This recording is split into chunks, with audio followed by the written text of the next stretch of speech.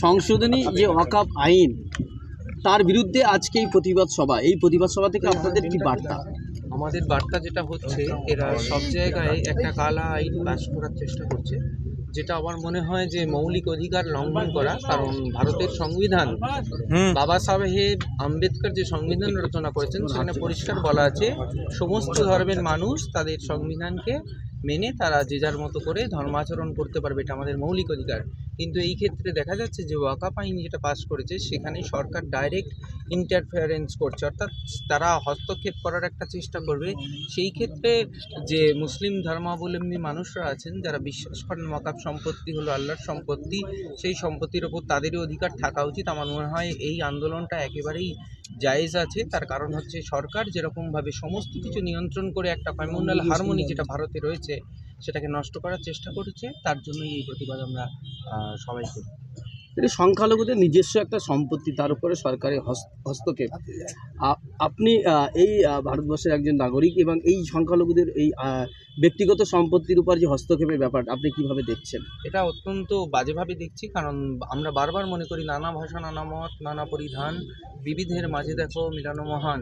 সেই ক্ষেত্রে সেই মিলন যদি না থাকে, আমরা সবাই মনে করি যে আমরা সবাই ভাই ভাই, এই দেশ কারোর একার দেশ নয়। কারণ স্বাধীনতা সংগ্রাম কিন্তু হিন্দুরাও যেরকমভাবে করেছিলেন, মুসলিমরাও সেইভাবে করেছিলেন। এবং আমরা যদি ইতিহাস দেখি, সংগঠিত প্রথম যে সংগ্রাম সেটা কিন্তু দ্বিতীয় বাহাদুর শাহর নেতৃত্বে সিপাহী বিদ্রোহ হয়েছিল, যেখানে কিন্তু একজন মোগল সম্রাটকেই সম্রাট হিসাবে ভারতবর্ষ মেনে নিয়ে সবাই মিলে ইংরেজদের বিরুদ্ধে ঝাঁপিয়ে পড়েছিল।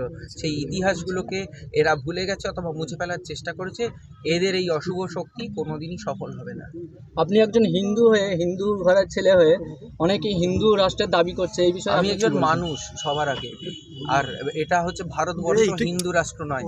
বিষ্ণু পুরাণে বলা আছে উত্তরম যৎ সমুদ্রস্য হিমাদ্রিশ্চ ইব দক্ষিণম ওয়ারসং তৎ ভারত নাম ভারতী যত্র সন্ততি।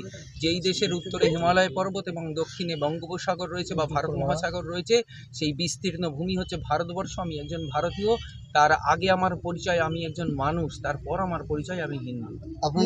একাধিক কেন্দ্রীয় সরকার বিল আনছে, বলা হচ্ছে যে মুসলিমদের স্বার্থেই বিল আনাচ্ছে, কিন্তু হিন্দুদের স্বার্থে কি কোনো বিল হিন্দুদের স্বার্থে কি করে বিল আসবে? আপনি একটা মজার কথা দেখুন, এই যে মহাকুম্ভ হলো, যেখানে সো কল্ড 65 কোটি লোক জমায়েত হয়েছে, তা সেই দিন যখন রানওভারে এত লোক মারা গেল, তাহলে মসজিদগুলো খুলে দিয়ে সেইখানে হিন্দু শরণার্থী বা হিন্দু তীর্থযাত্রীদের মসজিদের ইমামরা খুলে দিয়ে সেই মসজিদে রাত্রে থাকা খাওয়ার ব্যবস্থা করে দিয়েছিল।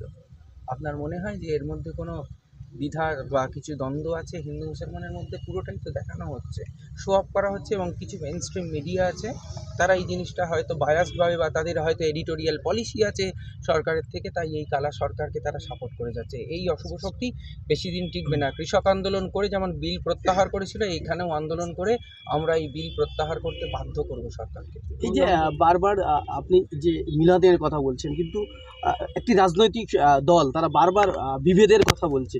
তারা বলছে আমরা শুধু হিন্দুদেরই সব কিছু করবো। হিন্দু কথার মানেই তো তারা জানে না। শাস্ত্রে বলছে তৈময়ী চান্নাত্রৈক বিষ্ণু ব্যর্থম কুপকেসি সর্বসহিষ্ণু। মানুষ হতে গেলে সবার আগে যেটা করতে হয়, সর্বজীবে দয়া করতে হয়।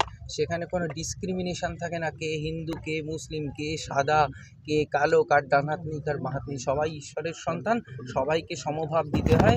যিনি প্রেম করে যেইজন, সেইজন সে বিচি ঈশ্বর। আপনার নাম? শঙ্খ চ্যাটার্জি।